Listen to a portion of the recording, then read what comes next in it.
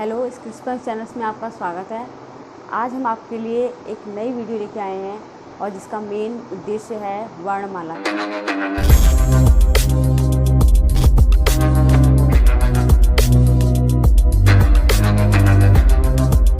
की जो सबसे छोटी इकाई होती है वह वर्ण होती है। ठीक है, क्या होती है हिंदी की सबसे छोटी इकाई? वर्ण होती है।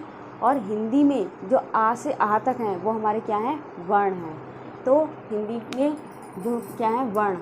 ठीक है, वर्ण कितने हैं हिंदी में? जो आ से आ तक होते हैं, आ से हा तक, ये क्या है? हमारे वर्ण कहलाते हैं। इसके बाद जिनकी संख्या कितनी होती है हिंदी में? हिंदी में वर्णमाला की संख्या होती है 33। ठीक है, तो 33 में क्या होते हैं हमारे? 11 क्या होते हैं? स्वर। क्या होते हैं? 11 स्वर कहलाते हैं। और इसके बाद हमारे,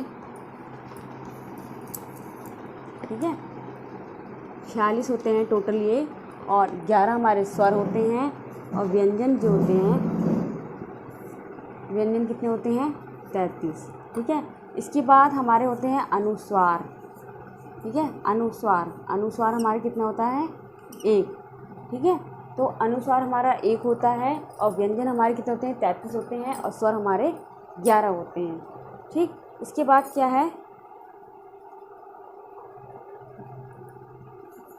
विसर्ग।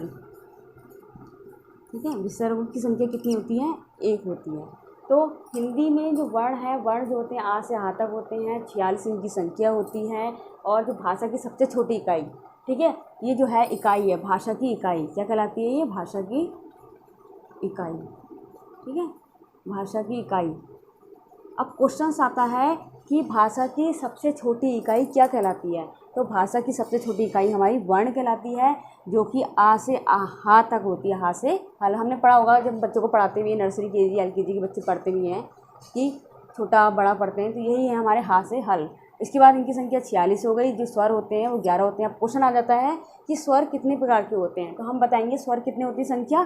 स्वरों की अगर संख्या पूछी जाए तो ये होती है 11 और व्यंजनों की संख्या होती है 33। इसके बाद आता है मेन इंपोर्टेंट से क्वेश्चन होता है अनुस्वार। बहुत कॉम्पिटिशन होते हैं, इसमें पूछ लिया जाता है कि अनुस्वार क्या है।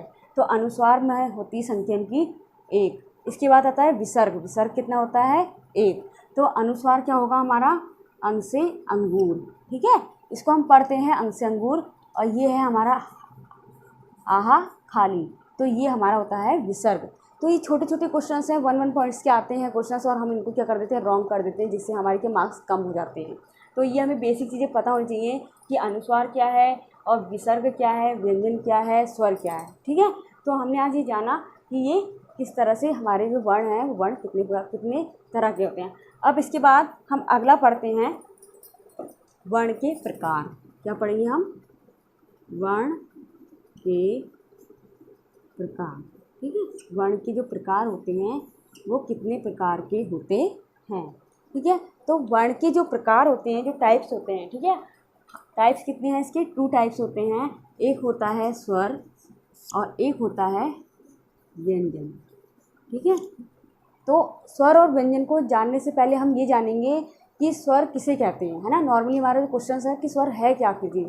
अब स्वर क्या है?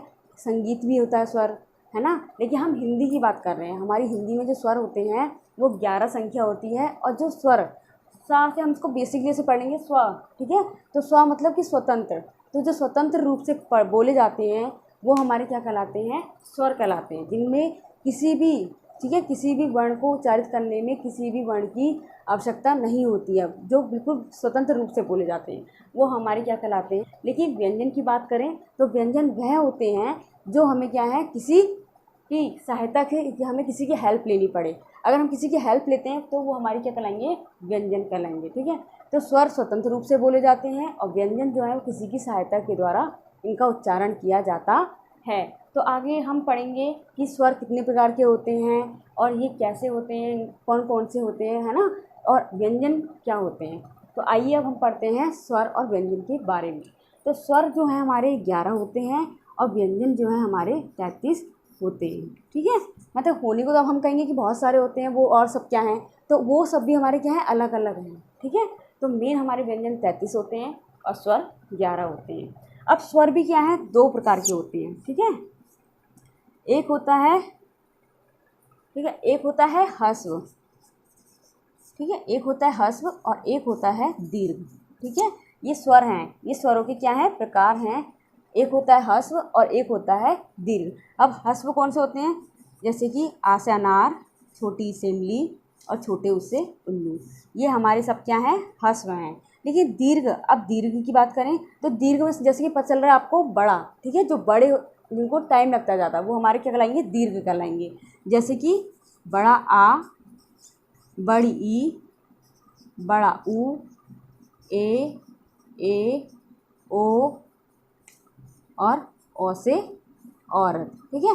तो ये हमारे सारे क्या हैं, ये हमारे सब हैं दीर्घ स्वर, ठीक है। क्या कहलाते हैं, ये दीर्घ स्वर कहलाते हैं। इन्हें हम दीर्घ स्वर कहेंगे और इन्हें हम कहेंगे ह्रस्व स्वर। अब क्वेश्चन आ जाता है कि ह्रस्व स्वर कितने प्रकार के होते हैं, है ना।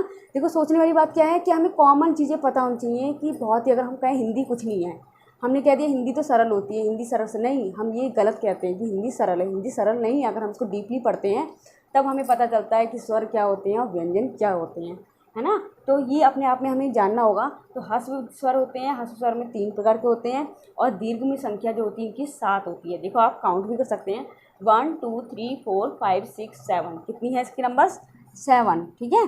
इसके कितने नंबर्स हैं, 7, तो ये 7 है और ये कितने हमारे 3, ठीक है। अगर कॉमन क्वेश्चन पूछता है कि स्वर कितने प्रकार के होते हैं तो ये 2 प्रकार के होते हैं, इनकी संख्या कितनी होती है तो 11 होती है। ह्रस्व स्वर की संख्या कितनी होती है तो 3 होती है और दीर्घ स्वर की संख्या कितनी होती है तो 7 होती है, ठीक है। अब इसके बाद आता है हमारा व्यंजन।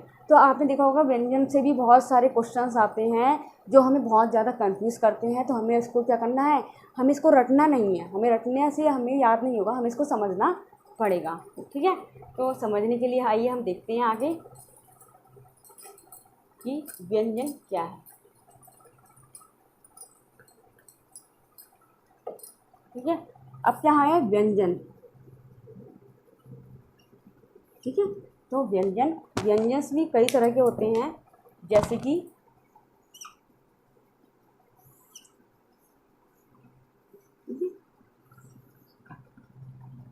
हमारा क्या होगा, एक कंठ, ठीक है,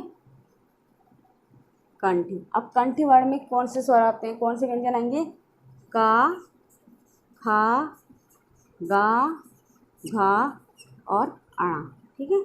ये हमारे सब क्या हैं, कंठ हैं। इसके बाद हमारे आते हैं तालव्य, ठीक है।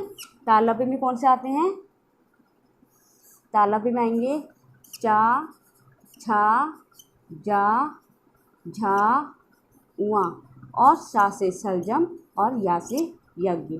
तो ये हमारे किस में आते हैं, सारे तालव्य में आएंगे, किस में आएंगे, तालव्य में, ठीक है। इसके बाद आता है हमारा मूर्धन्य। क्या आता है हमारा, मूर्धन्य, ठीक है। अब मूर्धन्य क्या है, मूर्धन्य व्यंजन में कौन कौन से आते हैं हमारे, ये भी हमें पता होना चाहिए। तो मूर्धन्य में हमारे आते हैं, ठीक है, मूर्धन्य में हमारे कौन से आएंगे, टा, ठीक है, टा वर्ण के, टा, ठा, डा, धा, अणा, ठीक है। और इसके बाद हमारा आता है रा, रा और शा, ठीक है। ये हमारे किस में आएंगे, मूर्धन्य में आएंगे। इसके बाद आता है हमारा, इसके बाद आएगा हमारा दंत्य, ठीक है, दंत्य। जैसे कि इसके नाम से पता चल रहा है कि दांत, ठीक है, दांतों से रिलेटेड है। हम इसके इसमें अगर हम इसको बोलते हैं, इनके व्यंजनों को बोलेंगे तो हम इसमें दांतों का उपयोग करेंगे, ठीक है, अपने टीथ्स का यूज़ करेंगे। तो ये हमारा कहलाएगा दंत्य। तो दंत्य में कौन से आएंगे, ता, था, दा और धा, ठीक है, इस तरह के ये आएंगे हमारे।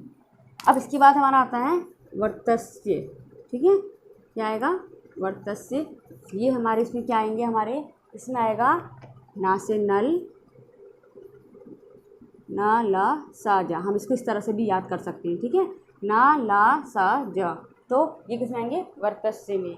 इसके बाद इसके अगले व्यंजन के प्रकार कौन से हमारे, ओष्ठ, ठीक है, ओष्ठ्य, और एक होता है दंतोष्ठ्य, ठीक है, एक होता है हमारा दंतोष्ठ्य, ठीक, तो इसमें कौन सा आएगा? पा से फल, बा से बकरी, भा से भगत, मा से मछली और या से यज्ञ। ठीक है, मा से मछली के बाद, और इसमें आएगा हमारा फा और वा। ठीक है, ये ठीक है, ये तो ये हो गए हमारे व्यंजन के प्रकार। ये स्वरों में तो 2 प्रकार के होते हैं, लेकिन ये हमारे जो मूल रूप से होते हैं इसको हम ऐसे याद कर लेंगे 7। ठीक है, हमें कन्फ्यूज़न नहीं होगा। 3 हमारे वर्तस्य हैं, ओष्ठ और दंतोष्ठ हो गए, और हमारा का वर्ण। अब अगर का वर्ण से आता है तो का, खा, गा, घा, ड़ा। ठीक है, अगर दंतो तालव्य वर्ण से आता है तो चा, छा, जा। ठीक है, इसके लिए हमें मेन हमारा मोटो है कि ये हमें पूरे का से लेके ज्ञा तक अगर हमें याद है, तब हम व्यंजनों को आराम से पढ़ सकते हैं, समझ सकते हैं, इनके प्रकारों को जान सकते हैं। तो ये हमारे वर्ण के प्रकार हो गए और कौन कौन से वर्ण होते हैं। ठीक है, तो आपको हमारी वीडियो अच्छी लगी हो या समझ में आई हो तो आप हमारे चैनल को सब्सक्राइब करें, ठीक है, और लाइक करें। Thank you.